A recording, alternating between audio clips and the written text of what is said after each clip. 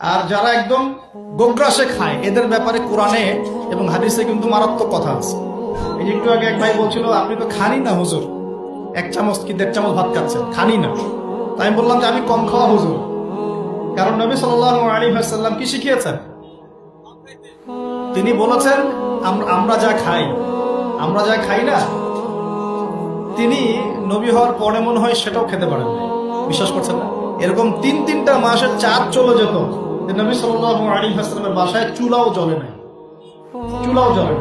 আর আমাদের তো একবেলা যদি না খাই তাহলে আল্লাহর উপর কত শিকায়াত, কত অভিযোগ, তাই না ভাই?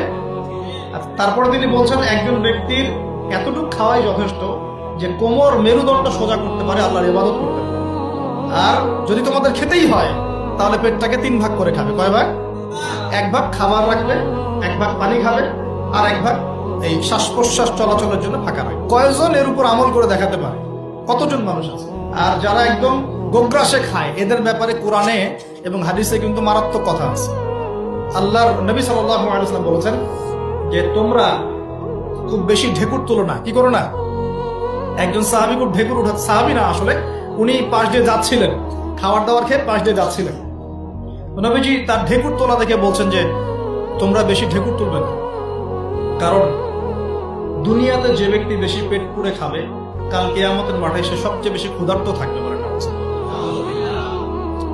খাবেন আপনি, নিজের পেটটাকে 3 ভাগ করবেন, 1 ভাগ খাবার, 1 ভাগ কি পানি, আর 1 ভাগ শ্বাস প্রশ্বাসের জন্য থাকা। মানুষ চাচ্ছে, এক শ্রেণীর মানুষ চাচ্ছে বিশ্বের যে মুসলিমরা যেন কোরআন থেকে দূরে সরে যায়। তারা জানে যদি আমরা কোরআন থেকে দূরে সরে যাই আমাদেরকে শাসন করা সহজ হবে। ওই পশ্চিমারা আমাদেরকে শাসন সহজেই করতে পারবে। আর আমরা যদি কোরআনকে আঁকড়ে ধরি ওদের বাপেরও ক্ষমতা নেই আমাদেরকে শাসন করে, বরং আমরা ওদেরকে শাসন করবো। আমরা করি নাই মনে করছেন? 1200 কত বছর? 1200 বছর করেছি। কত বছর?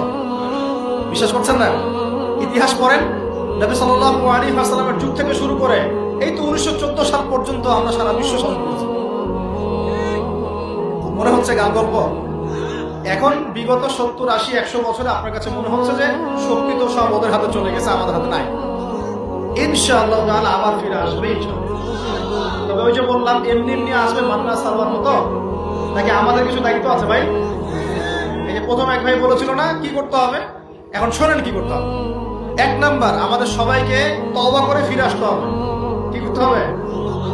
সূরা নূর পড়ছিলাম আসার সময়, আল্লাহ পাক বলেছেন তুবু ইলাল্লাহি জামিআন আইয়ুহাল মুমিনুন লাআল্লাকুম তুফলিহুন। তোমরা সবাই একসাথে, হে মুমিনগণ তোমরা সবাই একসাথে